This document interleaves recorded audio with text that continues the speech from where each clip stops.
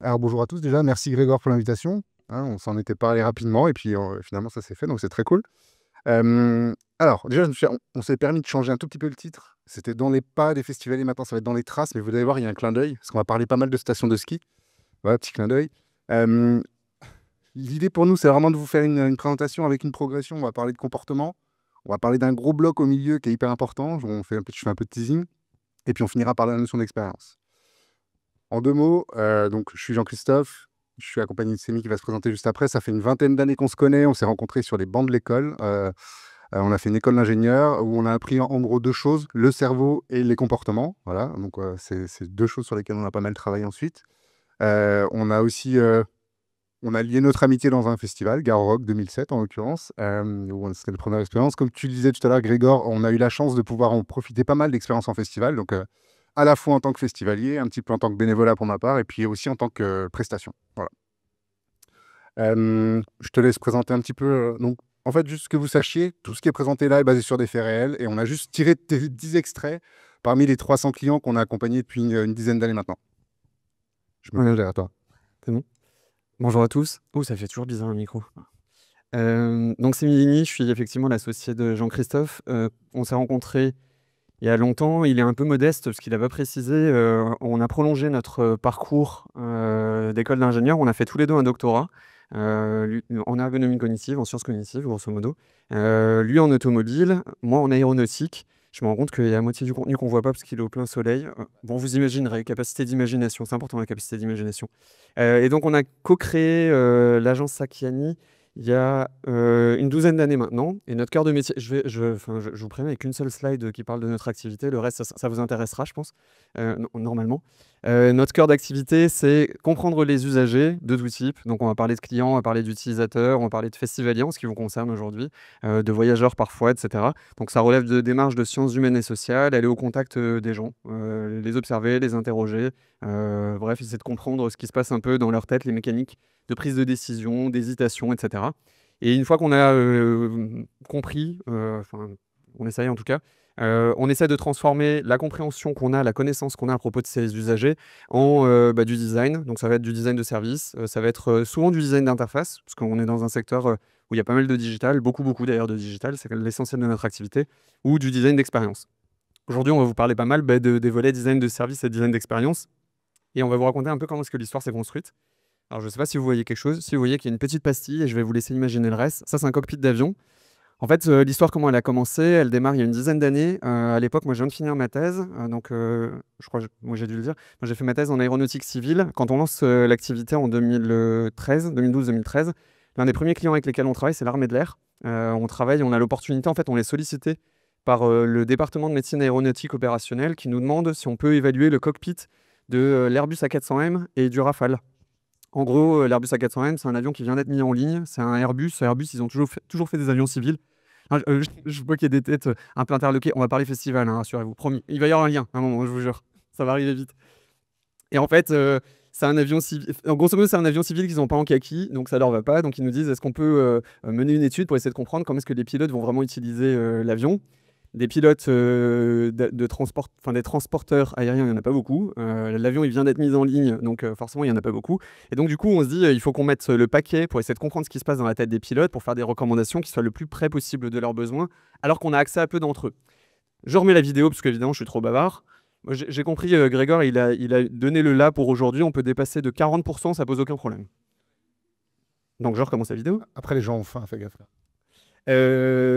Donc du coup, là, les petites pastilles que vous voyez, c'est des pastilles qui sont liées à un appareil qu'on appelle un eye tracker. Alors je ne sais pas si ça vous parle, un eye tracker. Un eye tracker, c'est une paire de lunettes, et enfin, ça peut être une paire de lunettes, et ça permet de mesurer la position du regard, en fait. Donc nous, quand on travaille sur l'Airbus A400M, c'est hyper intéressant parce que ça nous permet que éventuellement ils nous parlent de leur activité, éventuellement qu'ils nous parlent des informations qu'ils prennent, mais surtout qu'on les constate, qu'on les observe, qu'on les mesure. Et donc ça nous permet de constater que de temps en temps ils nous disent qu'ils utilisent des outils, mais qu'en fait ils les utilisent pas, et qu'à l'inverse, de temps en temps ils nous disent qu'il y a des outils qu'ils n'utilisent pas, mais qu'en fait ils les regardent beaucoup. Donc hyper intéressant, hyper intéressant. Et puis les avions, ça fait un peu rêver, mais malgré tout, ça reste de l'industrie. L'industrie, c'est un peu chiant. Donc, du coup, on s'est dit, pourquoi est-ce qu'on ferait pas la même chose dans un secteur qui nous amuse plus, nettement plus. Et donc, dans les années qui ont suivi, on a eu l'opportunité avec Garo Rock. Tu veux qu'on avance le... Ah oui, c'est vrai qu'on voit mieux. Par contre, du coup, on vient de diminuer radicalement notre zone de survie, donc si on tombe, voilà. Et donc du coup, ça c'est quelques années après, on fait la même chose en festival. En l'occurrence, donc c'est Garo Rock. Et la question c'est un peu la même. Des festivaliers, vous en avez beaucoup, beaucoup, beaucoup, beaucoup, beaucoup. Des sondages, vous faites vraisemblablement des choses qui sont type NPS, Net Promoter Score ou ce genre de choses. Enfin bon bref, vous faites de l'étude vraisemblablement type sondage en sortie de festival. Il y en a plein qui le font. Mais nous, on se dit peut-être qu'on peut faire ce qu'on faisait en avion dans les festivals. Donc aller parler à peu de gens. Par contre, on prend vraiment le temps de le faire et on comprend vraiment ce qu'ils font. Donc on leur fout une paire de lunettes sur le nez quand ils arrivent dans le festival, et puis on leur demande de se balader dans le festival pour essayer de comprendre comment est-ce qu'ils ils se repèrent en fait, tout bêtement. Et donc voilà, ça c'est le début de notre aventure avec les festivals. Alors, j'ai fait bien les avions, les festivals, on peut parler festivals maintenant. Saison 1, les comportements. Donc on va vous parler en fait du volet vraiment comportemental, et le premier point, en fait c'est directement issu de cette étude-là, Garo Rock. Il y a un concept en sciences humaines et sociales, plus spécifiquement en ergonomie, qui est la différence entre ce qu'on appelle le prescrit et le réel. Le prescrit, c'est ce qu'on imagine. D'ailleurs, les anglo-saxons, qui sont beaucoup plus... ils marketent bien les choses. Eux, ils appellent ça le work as imagined and le work as done. Donc, comment on l'a imaginé et comment c'est fait en fait. C'est un concept qui est fondamental en ergonomie parce que, en gros, chaque fois qu'on demande aux gens de faire des tâches, ils les font autrement. Ça, c'est sûr. Vous faites des fiches de poste, les gens vont attendre l'objectif, mais pas en suivant la fiche de poste, c'est en se démerdant. Ils vont faire des choses, quoi. Et ils arriveront à atteindre leur objectif. Et ça, c'est fondamental. Et en fait, aller voir des festivaliers en festival, c'est exactement ça. C'est que vous pensez le festival dans le cadre de vos bureaux, c'est la journée, eux, ils y seront la nuit. Vous êtes sobre, ils le sont moins, en général. Plutôt très moins, d'ailleurs. Et du coup, ça, c'est la première conclusion. C'est que au départ, quand on a imaginé l'étude eye tracking, nous, on s'est dit, on va avoir des festivaliers, ils seront un peu maquillés, ils seront sympas, etc. Oui, certes, jusqu'à 15h. À partir de 15h, ils ressemblent à ça. Donc ça, c'est la vérité, en fait. C'est que fondamentalement, il y a un écart qui est énorme entre le prévu et le réel, systématiquement. Dans un secteur pas très éloigné du vôtre, mais un peu différent, il y a quelques années, on accompagne une station de ski. On peut la nommer, d'ailleurs, c'est le domaine La Plagne-les Arcs. Ils font appel à une agence de com parisienne qui fait un excellent travail d'ailleurs à côté de ça. Et ils sont là dans leur très beau bureau de Levallois et ils imaginent une application pour aller sur les pistes avec une direction artistique, un truc, vous allez voir, on va me dire turquoise. Les turquoises, c'est hyper jeune, machin et tout. Et on leur dit, ah bah non, les turquoises, c'est une très mauvaise idée. Et ils nous disent, mais pourquoi? C'est moderne, c'est jeune. Bah non, c'est une très mauvaise idée parce que les turquoises, quand on est sur la piste de ski, on voit plus rien. Jamais, en fait. Donc, le principe pour nous, en fait, ce qui est au cœur de notre activité, c'est que systématiquement, ce qu'on imagine, c'est très loin de ce qui est vécu, parce qu'en fait, le cadre dans lequel on l'imagine est très loin du cadre dans lequel ça sera vécu. Je le redis, vous pensez de jour, c'est vécu de nuit, vous le pensez dans le silence, c'est vécu avec du bruit, vous le pensez sobre, c'est... Bon, voilà, vous avez compris l'idée. Alors, on peut se dire, vu que le prévu n'est pas le vécu, un palliatif, ça peut être la donnée. Et dans l'absolu, c'est pas tout à fait faux. De la donnée, vous en avez. D'ailleurs, il y a quand même une très bonne raison à ce que vous ayez de la donnée, c'est que vous pensez le festival non pas pour un festival, mais pour une masse de festivaliers. Enfin, vous êtes dans un domaine d'activité où vous gérez des flux. Vous gérez pas des gouttes, vous gérez des ruisseaux, vous gérez des rivières, voire des fleuves pour certains d'entre vous. Donc en fait, le fait de se plonger dans la donnée, ça a du sens. Et puis la donnée, c'est rassurant. La donnée, c'est chiffré. Ça permet de faire des statistiques, ça permet de faire des moyennes, ça permet de faire des graphes. Les graphes, c'est chouette. Les graphes, ça fait plaisir. Les graphes, c'est coloré. Nous, de notre point de vue, la donnée, c'est hyper important. Il faut de la donnée. Mais la donnée en tant que telle, c'est toujours un peu problématique. Isoler la donnée, c'est un peu problématique. Alors, pourquoi je vous dis ça? Ceci est un interrupteur. Oui, vous l'aviez compris, c'est un interrupteur. Il y a une petite dizaine d'années, on m'invite à participer à une conférence. C'est le début de la domotique privée, grand public, voilà, pour les particuliers. Et il y a un mec de Legrand qui est là et qui montre grosso modo sa slide. Il dit ceci est un interrupteur connecté. Alors les gens, ils sont là, un interrupteur connecté, pourquoi? Alors, je fais une parenthèse, mais le mec juste avant lui, il est arrivé en disant ceci est une fermeture éclair connectée. Alors, il a regardé en mode ok, moi je vois un usage qui concerne plutôt les hommes. On en parlera à la pause si vous voulez. Donc il arrivait avec son interrupteur connecté, tout le monde l'a regardé en mode mais il va servir à quoi ton interrupteur connecté? Enfin, je sais pas si vous avez de la domotique, moi je continue à trouver que l'interrupteur connecté, ça n'a pas un usage fou. Mais bon, bref, il dit bah, l'interrupteur connecté, hyper important. Imaginez, votre grand-mère, vous savez, elle vit dans le village à côté de vous, à 20 km, vous n'êtes pas juste à côté. Vous savez que tous les soirs, elle rentre, elle prépare à manger, paf, elle allume la lumière dans le salon et elle se met devant Jean-Pierre Pernaut. Il est encore vivant. Non, c'était le midi, Jean-Pierre Pernaut. Bon, bref, vous avez l'idée. Et donc, il regarde, elle allume la lumière, et là, ce soir-là, eh ben, paf, elle n'a pas allumé la lumière. Donc là, qu'est-ce que ça dit?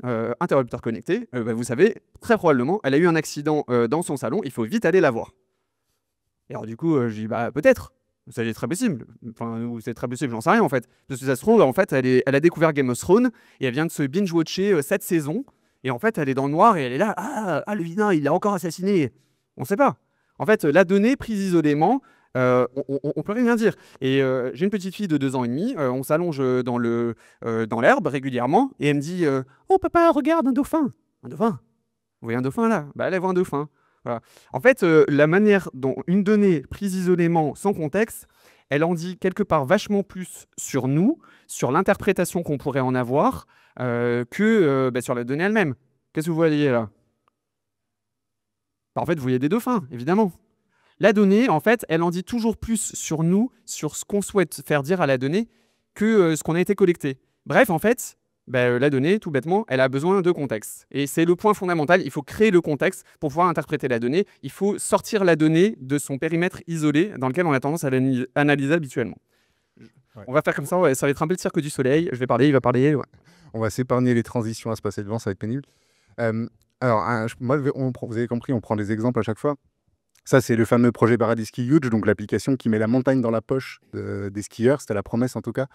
Et très tôt, on nous dit, OK, on veut une application mobile, on veut digitaliser pardon, le domaine skiable, etc.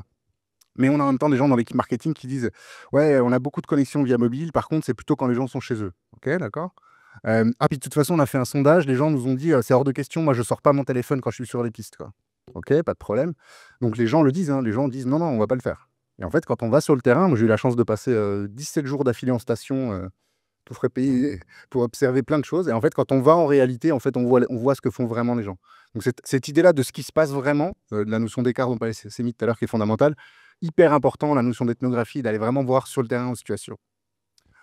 Et en fait, c'est pas simplement tendre le micro à quelqu'un et lui dire bon alors comment ça se passe, expliquez-nous, etc. Tout à l'heure, tu mentionnais est-ce que vous êtes satisfait, ce genre de choses, des choses qui sont très souvent reconstruites en fait. On vous demande à la fin alors c'était comment. Vous le vivez tous, hein, vous faites le moindre geste aujourd'hui sur une interface numérique pour recevoir des mails qui vous demandent alors c'était comment le contact avec le client, alors c'était comment votre commande, alors ceci, cela. Là, on est vraiment dans de la reconstruction d'un vécu. Or, bah voilà, c'est ce qu'expliquait tout à l'heure Sémi, le vécu, il n'est pas beaucoup plus rationnel en fait, quoi. Donc, on fait aussi un certain nombre de choix en tant qu'humain qui ne sont pas toujours basés sur des choses dont on a parfaitement conscience. Et ce qui est intéressant, c'est la notion de pluralité ou de diversité des pendants. Souvent, on se dit, ouais, il y a l'avant, le pendant, la presse, on ne vous apprend rien, vous l'avez entendu, c'est une notion qui est très commune aujourd'hui. Mais en fait, il y a tout un tas de réalités qui se mélangent. La co-expérience, entre guillemets, de votre festival à un instant donné par quelqu'un qui se retrouve en fauteuil ou quelqu'un qui est en famille ou quelqu'un qui est avec un groupe de potes sont fondamentalement des trajectoires qui vont être différentes. Et donc, cette diversité-là va être hyper importante. Et puis, l'importance du contexte, tu disais tout à l'heure, vraiment, quand on est... Imaginez, vous travaillez, en l'occurrence, ça c'était du test sur des machines pour de la fabrication de sérum en salle blanche, etc. Quand on commence à dire c'est une interface tactile qui est utilisée avec des gants, voire 2 paires de gants parce qu'on est en salle blanche et qu'on a des lunettes, etc., etc., hyper important de voir, par exemple, que la conception de certains éléments que vous allez manipuler peuvent vous couper un gant. En fait, couper un gant, ça veut dire interrompre le cycle de production, ça veut dire ressortir de la salle blanche, ça veut dire me déshabiller, me désinfecter, me rechanger et y retourner. Donc, c'est des choses qui, d'un point de vue business, en tout cas, ont un impact énorme. Et donc, en fait, nous, ce qu'on promeut, tu parlais de la donnée tout à l'heure et de son intérêt, c'est vraiment d'aller chercher les pourquoi, en fait. Et de la démarche qualitative, elle vise ça. Une fois de plus, des petits échantillons avec lesquels on va prendre le temps d'approfondir et aller vraiment chercher ce qui se passe derrière. Il y a toute cette pluralité-là et voilà, ces éléments qui sont intéressants. Et donc, on a un premier message clé qu'on voudrait essayer de vous faire, enfin, qu'on vous communiquer, c'est qu'en fait, aujourd'hui, globalement, on regarde à tout un tas d'endroits, quand on parle d'expérience, je pense que vous êtes tous, vous commencez tous à parler de ces notions-là, on veut la meilleure expérience pour les festivaliers, ça, il n'y a aucun doute, vous êtes tous, c'est un destin commun, on va dire, il n'y a aucun sujet. Par contre, aujourd'hui, il y a encore un certain nombre d'endroits ou d'aspects ou d'angles ou de recoins qui ne sont pas forcément explorés. Ça, c'est vraiment le premier message qu'on veut faire passer. On va passer au chapitre 2, celui que je teasais tout à l'heure, c'est vraiment le staff. Ce qui se passe, en fait, ceux qui construisent, en fait, quelque part, l'expérience. Ça, c'est quelque chose qui est hyper important. Et la première notion, donc je reprends mon exemple du ski, parce que c'est un exemple sur lequel on a pas mal travaillé. Aller au ski, quelque part, alors certes, on peut dire oui, c'est un truc de riche, etc. OK, c'est des problèmes de riches, mais fondamentalement, c'est passer d'un ensemble, d'une succession d'étapes. C'est vraiment un parcours du combattant, entre guillemets. Nous, on a travaillé avec la Station des Arcs à l'optimisation du jour d'arrivée. Le jour d'arrivée, il y a combien de personnes qui sont impliquées dans l'arrivée d'un skieur? Vous imaginez? J'ai pris la voiture, j'ai pris le péage, j'ai monté la route de col, elle était enneigée ou pas. Je suis arrivé, voire je suis venu en navette, j'ai pris le funiculaire, j'ai un hébergement que je vais devoir retrouver à un moment donné. On a suivi pas mal de gens dans la station avec leurs petits vouchers imprimés en essayant de se repérer pour savoir où ils allaient. Il y a la notion de restauration, mais il y a tout un tas de choses encore qui gravitent autour. C'est l'idée vraiment fondamentale derrière tout ça, c'est ce qu'évoquait tout à l'heure Grégor, donc merci pour la passerelle, c'est la notion d'écosystème, et d'écosystème au pluriel. Parce qu'en fait, vous-même, vous faites partie d'un écosystème. Vous n'êtes pas seul. Votre festival, il commence bien avant que les gens arrivent sur site. Ils sont passés par tout un tas de choses. Il finit bien après que les gens aient passé les portes de sortie. Attends un petit peu. Pardon. Non, parce que sur la notion d'écosystème, vous êtes dans un écosystème. Vos festivaliers, ils sont aussi dans d'autres écosystèmes. Donc, il y a une notion de connexion qui est intéressante derrière tout ça. Et en fait, ce qui est hyper important, c'est l'attente de continuité que les gens ont. Quand à un moment donné, on va aux Arcs ou à Pézé-Valandry, pour les citer, c'est les troisièmes de Paradis Ski, on les oublie souvent. Et après, ça crée des problèmes. Quand on... Mais du coup, j'ai perdu le fil en faisant ma blague, pardon. Oui, donc cette notion-là, en fait, là où vous mettez des frontières, où là, on se dit, OK, ça, c'est moi, ça, c'est un tel, ça, c'est la commune. Exemple, Paradis Ski, on nous dit, moi, j'arrive en voiture avec les pneus neige, tout est déneigé, je passe la porte de la station, et là, il y a 15 cm de neige. Et on me dit, oui, mais en fait, tu sais, c'est pas pareil, parce que la commune, elle passe à telle heure, et nous, le chasse-neige, il passe à telle heure. Ouais, mais moi, je m'en fous, en fait. À un moment donné, quand je passe la porte physiquement, certes, mais en fait, c'est vous les responsables. Donc, cette notion-là de périmètre de responsabilité est importante. Et un autre exemple sur lequel on a eu l'occasion de travailler, alors le report modal, et notamment, tu parlais tout à l'heure de développement durable, donc le choix du train et du dernier kilomètre. Je ne sais pas si vous savez aujourd'hui, mais parmi les plus élevés facteurs, entre guillemets, qui font que les gens, pour la mobilité touristique, ne veulent toujours pas prendre le train, c'est le dernier kilomètre. Le premier, c'est le prix, je vous le dis, spoiler. Le deuxième, c'est la question du dernier kilomètre. Parce qu'en fait, les problèmes commencent au moment où j'arrive en gare, en fait. Donc, quand on est à la SNCF, on peut se dire, oui, mais moi j'affrète des trains, je pose des rails, les gens, je les déplace, c'est pas de problème. Donc, si j'éteins le micro, ça va pas marcher. Cette idée de la porosité, en fait. Non, c'est moi. C'est toi, pardon. Cette idée de la porosité, là où vous mettez des frontières, c'est pas forcément là où les utilisateurs et vos festivaliers les mettent. Donc, hyper important de penser connexion, qui vient avant, qui vient après, qui sont vos vrais alliés, en fait, dans le sujet. Parce que, in fine, tout est évalué de manière globale. C'est-à-dire que moi, je vais évaluer Paléo, je vais évaluer Ziget ou quoi que ce soit, ça va inclure tout. Du moment où je suis parti chez moi jusqu'au moment où je suis revenu chez moi. Et donc, c'est le deuxième aspect. C'est quelque part, en fait, là où ça coince et là où il y a vraiment un intérêt de s'intéresser, c'est aux endroits des frontières. Donc, une fois de plus, interrogez-vous sur vos frontières internes et les frontières que vous avez aussi vers l'extérieur. Et puis, on parlait de données tout à l'heure. Nous, en fait, on ne vient pas vous dire, ouais, vous faites mal les choses, etc. Il y a un truc dont on est vraiment convaincu avec le temps, c'est qu'en fait, de la connaissance utilisateur, de la connaissance festivalier, de la connaissance skieur, de la connaissance client, peu importe, en fait, vous en générez des masses à plein d'endroits. Et en fait, parfois, notamment dans l'exemple de Huge, pardon, toujours le ski, donc vous avez compris les traces. Là, en fait, moi, très rapidement, je demande d'aller observer le PC sécurité. On me dit, mais au PC sécurité, c'est des gens qui appellent, qui viennent de se péter la cheville, c'est pas intéressant. Je dis, si, on va aller voir, c'est hyper intéressant. Et en fait, là, on a l'opératrice qui fait toute la régulation quand elle reçoit les appels. Et en fait, d'observer, de comprendre ce qui se passe, comment en 4 secondes, son but, c'est de rassurer les gens. Et très rapidement, donc en faisant ce travail-là de calmer les gens et d'apaiser, mais une dimension accueil, elle a aussi une fonction de sécurité qui est extrêmement forte, c'est de déterminer où est-ce que tu trouves sur le plan. Donc devant elle, elle a un plan carroyé, vous avez tous ça, je suis sûr, dans vos festivals, hein, en B4, en C6, etc. La seule chose qui l'importe, c'est de savoir où vous êtes. Vous êtes en C6, en B4, parce qu'après, elle appuie sur un bouton, elle envoie un pisteur, et le pisteur, il va en B4 ou en C6. Et en fait, c'était hyper intéressant de décloisonner, donc de baisser la frontière, justement, du service qui est dans une cave, entre guillemets, le PC sécurité est un peu caché, et d'aller dire au service marketing, regardez, en fait, votre approche de la sécurité, votre capacité d'intervenir en moins de, je sais plus, je crois que c'est 7 minutes quand vous êtes n'importe où sur les pistes, tant que vous n'êtes pas hors piste. Et ça, c'est un vrai argument, en fait. Et donc, voilà, cet élément-là a été utilisé, en fait, pour créer une fonctionnalité dans l'application. Le bouton SOS, à la base, on s'était dit, ouais, on mettra le numéro d'appel de la station. Mais en fait, non, on peut aller plus loin. On est géolocalisé, on a plein d'avantages autres. On peut dire, vous êtes en B4 ou vous êtes en C6. Donc là, hyper intéressant, la puissance, en fait, de réunir des visions qui, a priori, ne sont pas les mêmes. Parce que moi, je fais le market et la com, toi, tu fais la sécurité. Non, mais en fait, on crée l'expérience du festivalier. Et du skieur, en l'occurrence. Et du coup, pour arriver à prendre des décisions ensemble, comme vient de le dire JC, il y a des perspectives qui sont divergentes, pas nécessairement à 180 degrés, mais qui ne sont pas en tout cas toujours parfaitement parallèles. Chacun arrive avec ses objectifs sur un objet commun. Vous travaillez tous ensemble sur un festival, mais vous avez effectivement l'équipe sécurité qui va s'assurer que vos festivaliers ressortent vivants, si possible. Vous allez vous poser des questions quant à l'expérience vécue, la qualité de la programmation. Enfin, en fait, vous avez une tonne de perspectives différentes sur un même objet. Et régulièrement, nous, on le constate chez les clients qu'on accompagne, les divergences de perspectives peuvent mener à des divergences d'opinion, peuvent mener à des divergences, des difficultés à prendre des décisions en commun. Ça, c'est les équipes marketing Allemagne, Italie et un représentant technique de la France de B&B, les hôtels B&B. Donc ils sont hyper implantés, c'est un groupe qui est devenu énorme, groupe français qui est devenu absolument énorme, qui est devenu international aujourd'hui. Et donc en fait, à cette époque, on se pose la question des besoins des visiteurs qui vont dans des hôtels B&B. Et pour répondre à cette question, un Allemand et une Allemande et un Italien, c'est le feu et la glace, hein.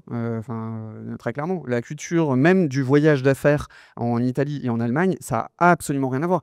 Mais du coup, il faut quand même arriver à parler la même langue parce que des décisions, on les prend ensemble. Il faut qu'on arrive à se poser la question de la stratégie globale qu'on met en place. Donc, rebelote, on met en place la même démarche, on construit le référentiel en posant la question de c'est quoi ce qui fait commun entre nous sur la base de la connaissance client qu'on a cumulée. Aller chercher le quali, le confronter à la vision des métiers, le confronter à leur vision de professionnels hyper compétents dans leur domaine et utiliser cette connaissance-là pour finalement construire un référentiel commun. Mais construire un référentiel commun, c'est quelque chose qui n'est pas facile en fait. Votre réalité, la réalité en général, mais elle est excessivement complexe. Excessivement complexe. Elle est plurifactorielle. Elle peut être prise sous plein de facettes différentes. Et pour autant, c'est pas parce qu'elle est complexe qu'on peut pas en faire quelque chose. Si on regarde une photo de montagne, on se doute bien que représenter le moindre vallon, la moindre protubérance, le moindre pic, c'est compliqué, c'est très compliqué. Se représenter l'ensemble des détails, c'est très compliqué. Et pour autant, en fait, c'est possible de réduire la complexité, de simplifier le réel et de le réduire à quelque chose qui est parfaitement compréhensible et utilisable. Un plan de piste, c'est un exemple c'est un très bon exemple. Ça représente une réalité, avec un prisme qui simplifie mais énormément en fait la complexité à laquelle on est confronté, et quelque part on s'en fout un peu, parce que ce qui nous importe c'est de savoir si après la piste bleue je pourrais prendre une piste rouge ou pas, quoi, et de savoir si en bas il y a bien un téléphérique qui va pouvoir m'amener en haut pour pouvoir prendre une piste verte. Non, il n'y a pas de piste verte en haut, jamais. Et donc du coup, ça permet aux gens, une fois qu'ils sont sur les pistes, ils ont une représentation de la réalité qui est immensément simplifiée et qui leur permet de prendre des décisions. Ils ont un référentiel qui est commun avec vous et qui leur permet, avec vous, de prendre les bonnes décisions, de rester en sécurité et d'arriver à vivre l'expérience comme ils le veulent. La question de la simplification de la réalité, finalement, on peut se dire, est-ce que c'est pas excessif? Est-ce que finalement, on va réussir à se comprendre? Au-delà du fait de se comprendre, on va réussir à prendre des décisions ensemble. Mais en fait, ce qui est important, c'est pas de simplifier la réalité, c'est de simplifier la réalité et de l'inscrire dans un contexte. Est-ce que vous savez ce que c'est ou qui c'est? Vous arrivez à vous représenter ça? Ouais. Alors, si je vous donne cette info, est-ce que ça vous aide? Et puis là, est-ce que vous savez qui c'est? Et là, si je vous ajoute cette info, est-ce que ça vous aide? Et puis là, si je vous demande ça, vous savez qui c'est? Mais là, peut-être que vous savez mieux. En fait, la réalité, quand elle est immensément simplifiée, si on lui donne du contexte, elle devient parfaitement compréhensible. Elle crée un référentiel commun. Elle crée ce référentiel commun dont je vous parle. Si je vous montre la réalité sur laquelle on a travaillé avec ce fameux client, qui d'ailleurs est écrit en énorme sur la slide, vous voyez, ça, c'est l'expérience au village. On se représente pas le village, on le représente même pas graphiquement, géographiquement, on se pose même pas à cette étape-là, on se pose pas cette question-là. On est dans une simplification telle de la réalité qu'en fait, on se pose juste la question avant, pendant, après, c'est quoi les besoins des différentes typologies d'athlètes. La réalité, elle est simplifiée à l'extrême, mais elle crée un langage commun entre toutes les parties prenantes pour prendre des décisions. Chez BNB, on va faire la même chose. Là, on va créer, en l'occurrence, ce sont des personas de voyageurs. Ils ont X millions de voyageurs qui viennent dans leurs hôtels tous les ans. On réduit les X millions à 6 profils. 6 profils, c'est très faible. Mais en même temps, X millions, est-ce qu'on arrive à les appréhender? Donc on se dit, OK, finalement, peut-être qu'on peut caricaturer la réalité à un point tel qu'on arrivera à prendre des décisions qui seront peut-être juste qu'à 60%. Et en même temps, est-ce que les 40% suivants, on aurait réussi à les adresser? Est-ce qu'on aurait investi pour atteindre les 40% restants? Principe de Pareto qu'évoquait Grégor juste avant. Donc finalement, créer un langage commun, OK, mais accepter qu'on simplifie la réalité pour le faire. C'est pas grave de simplifier la réalité.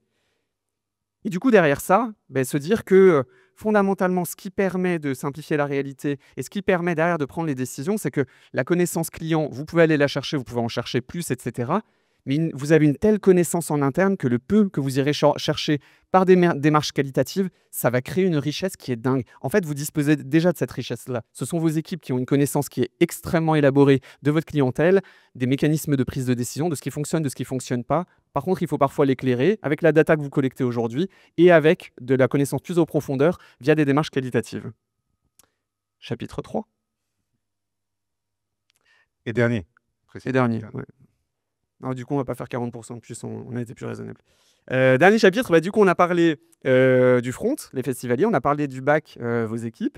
Maintenant, on va croiser les deux et on va se poser la question de l'expérience qui est créée, vos équipes au service des festivaliers. Alors, vous êtes dans une activité qui est quelque part un peu contradictoire. Je vais vous demander, ceux qui ont le nez dans le téléphone, de regarder ce qui se passe à l'écran et de la regarder vraiment précisément, parce qu'il y a des changements qui sont en train de se dérouler à l'écran. Pourquoi je vous dis que vous êtes dans une activité contradictoire? C'est qu'en fait, vous avez l'impératif de créer des expériences qui sont réjouissantes, mot de jeune, des expériences réjouissantes pour vos festivaliers. Donc très souvent, ça nécessite en fait d'innover, de créer de la rupture, d'amener de nouvelles choses. Donc l'innovation par la rupture pour les festivaliers, c'est quand même hyper important, hyper important. Et en même temps, vous avez des équipes derrière qui opèrent vos festivals. Et le changement, personne n'aime ça, quoi. Enfin, voilà. C'est la fameuse question qui veut du changement, tout le monde qui veut changer, personne, quoi.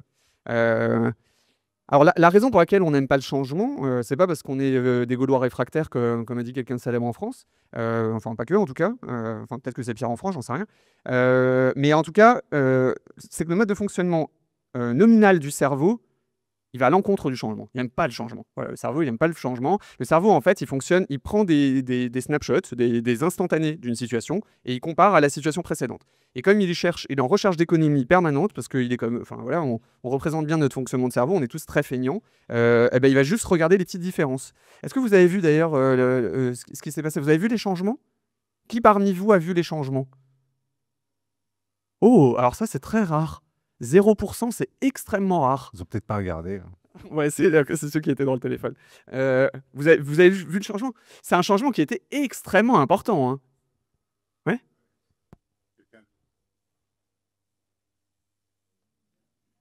Vous avez vu le changement? Mais pourquoi est-ce que vous ne l'avez pas vu? C'est simple en fait, hein. C'est votre cerveau. Votre cerveau, en fait, on a fait un changement qui est très lent.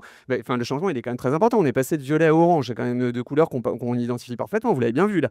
Mais le cerveau, il est feignant. Il est feignant en fait. Et donc, vous soumettez quelque part votre organisation, mais enfin, vous êtes soumis en tout cas, votre organisation, à ce qu'on appelle en psychosocial une injonction paradoxale. Une injonction paradoxale, alors moi j'aime beaucoup. Pourquoi ça s'affiche pas? Ah, c'est ça. Moi, j'aime beaucoup le principe d'injonction paradoxale. C'est quelque chose auquel on est de temps en temps soumis dans la vie. Il y a des connaisseurs. C'est chez les Corses. Tu vas parler à ma sœur. Bon, ouais, je vous laisse. Non, je suis nul en accent. Ouais. Ça, c'est une injonction paradoxale. C'est-à-dire qu'on vous soumet deux objectifs qui sont contradictoires et qui sont très, très difficiles à concilier. Les deux objectifs vous concernant, c'est d'une part la nécessité de transformation, la nécessité de rupture expérientielle, la nécessité d'innovation, etc. Ça, c'est le premier point. Et puis, d'autre part, vous avez des gens qui opèrent vos services, malgré tout, et des gens qui opèrent les services, Mais ils aiment pas le changement. Enfin, ils aiment pas le changement et vous ne pouvez pas les forcer à aimer le changement. Vous n'aimez pas le changement, votre compagne, votre compagnon n'aime pas le changement, vos enfants n'aiment pas le changement, vos équipes n'aiment pas le changement, on n'aime pas le changement, c'est fondamental. Donc en fait, il faut arriver à concilier les 2 et finalement, se mettre dans une posture de penser à la fois rupture et continuité. Il faut arriver à penser la rupture dans l'expérience et la continuité dans la manière d'assurer les services. Et du coup, on voulait aussi vous partager 2 derniers exemples, un bon et un moins bon, on va dire. Enfin, on vous laissera juger. Alors on est aux Arcs, il y a quelques années, première année de lancement de l'application Huge. Donc vous voyez, on voit il y a de la communication qui est faite, parce qu'il y avait 2 objectifs année 1, c'est pas nous qui les avions posés, mais c'était 1, notoriété, 2, appropriation. Donc ce qui avait été fait, c'est une réflexion de l'équipe marketing notamment, c'est de se dire: «Putain, il y a un point de passage obligatoire, c'est les caisses du ski pass». En tout cas à l'époque, on achetait moins ces forfaits en avance, etc., par internet. Donc ils se sont dit: «On va demander à toutes les hôtesses et toutes les hôtes d'accueil de faire la promo de Huge. Il faut que tout le monde télécharge Huge». On leur a mis un peu la pression en disant: «Il faut vraiment que vous le fassiez, faut en parler», etc. Qu'est-ce qui se passe? La saison démarre, vous êtes tous allés au ski peut-être au moins une fois. Un samedi noir arrive, des heures de queue, de l'attente, etc., tout ce qu'on n'aime pas. Donc là, réaction, prise d'initiative. On a une personne qui va sortir du guichet et qui va se dire: «Mais en fait, le but là, les gens viennent, ils me payent, je leur donne une carte avec dessus la carte de ski pass et je leur charge le forfait. En fait, je vais leur distribuer les cartes et je vais leur dire: "Mais rentrez chez vous. Bonnes gens, rentrez chez vous, prenez l'application, téléchargez-la, parce que comme ça, je vais faire ce qu'on m'a demandé de faire, je vais parler de l'application et puis les gens vont y aller, vont créer un compte, ils vont charger leur forfait". Je vous le donne en mille, la seule fonctionnalité qui n'existait pas dans la première version de l'application, c'était quoi? Charger un nouveau forfait. Donc là, ça s'appelle l'effet boomerang. Vous avez 500 personnes qui font la queue, vous leur dites: «Ah, vous inquiétez pas, on a une super solution, rentrez chez vous, revenez». Ah, ils sont partis, il y a pas de problème, mais ils sont revenus, hein, et le retour, le shitstorm a été sacrément salé, quoi. Qu'est-ce que ça illustre ça, en fait? C'est que fondamentalement, je parlais d'écosystème, on parlait du staff et de l'importance du staff. Ce qui n'est pas donné à ceux qui produisent et qui font tourner le service ne peut pas s'incarner dans l'expérience. C'est pour ça que la métaphore de l'ADN, elle marche bien, en fait. Ce qu'on n'a pas dans nos gènes, on ne peut pas le donner, ça ne peut pas s'exprimer à un moment donné. Voilà. Donc ça, c'est un point qui est hyper important. Et le deuxième exemple un peu plus favorable, et Wiz y était associé, donc c'est dans le cadre de la digitalisation de la billetterie de Paléo, comment on a fait cette fois-ci? Donc l'idée, le déclencheur, c'est OK, on veut digitaliser la billetterie. Donc on peut se dire: attention, réponse techno, c'est pas la techno qui va créer l'expérience. Donc c'était un peu le discours qu'on pouvait avoir avec eux.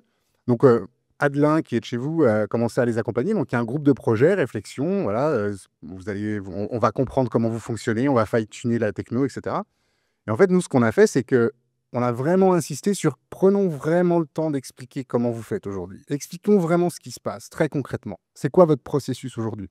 Qui sont dans l'organisation tous ceux qui sont en capacité d'émettre un titre d'accès? Une accréditation, tu gères des invités, tu gères des VIP, tu gères des sponsors, etc. Tu gères des bénévoles, tu gères des partenaires, des gens qui ont pris un stand et qui ont des employés, etc. Donc, première étape, mise à plat. Le référentiel commun pour tous, c'était vraiment très marquant. C'est-à-dire qu'on a des gens qui se côtoient tous les jours. C'est une 50aine de personnes en équivalent temps plein, Paléo, donc c'est une petite structure, mais un très gros festival, 230 000 festivaliers. Et en fait, on se rend compte qu'ils sont tous collègues, ils sont tous amis, ils se connaissent tous. Mais par contre, ils n'ont jamais vraiment pris le temps d'abaisser un peu la cloison, pour reprendre la métaphore. Donc déjà, premier gain, je dis: «Ah putain, mais en fait, tu fais ça toi aussi? Mais attends, tu sais que tu pourrais le faire avec tel outil». Donc là, il y a une notion de partage qui commence à se créer. Après, ce qu'on fait, c'est qu'on va prototyper de façon très frugale. Bon, là, on va pas parler de Lego Serious Play, etc., pas de promotion pour ça, mais ce qui est important, c'est de faire avec des choses qui sont faciles à casser. Essayer de commencer à prototyper, en fait, si on doit tout casser, c'est pas grave, ça coûte rien, entre guillemets. On n'a pas commencé à développer le site web, on n'a pas fait les maquettes finalisées, etc. On est en très basse fidélité. Hyper important aussi, cette salle, l'atelier, il se passe en face de là où va avoir le lieu, où va être créé le lieu qui va devenir la tente accueil, que je vous montre juste à la fin. On les a emmenés sur le terrain. On est allé sur le terrain parce qu'en fait, il y a du dénivelé, il y a tout un tas de choses. Sur un plan en 2D, on voit pas ça, en fait. Donc important d'aller se mettre vraiment en situation, se dire: «OK, c'est là, on est à cet endroit-là. Si je me tourne là, je vois ça. Si je me tourne là-bas, je vois ceci». Et moi, je me retourne pas, visiblement. Et je vous ai juste mis l'équivalent de la photo. Au même endroit, on a ce lieu, en fait, qui, lui, est la résultante, en fait. C'est ce qui va unifier les visions internes, intégrer la technologie à un moment donné dans un parcours, bien former les équipes, enfin les équipes en l'occurrence ont bien été formées à ce qu'elles permettaient de faire, ce qu'elles ne permettaient pas de faire, etc. Un peu tout le contre-exemple de Huge en l'occurrence. Et donc en fait, ça, c'est un peu l'autre partie du message, c'est que les coulisses, vraiment ce qui se passe en arrière et ce qui se passe devant, c'est absolument indissociable. C'est les deux faces d'une même pièce en fait. On aurait plein d'autres exemples si on peut en discuter à un autre moment, mais ça, c'est hyper important de garder en tête. On ne peut pas penser vouloir changer le front sans qu'il y ait des conséquences en back. On ne peut pas changer une procédure en back sans que ça ait des répercussions en front.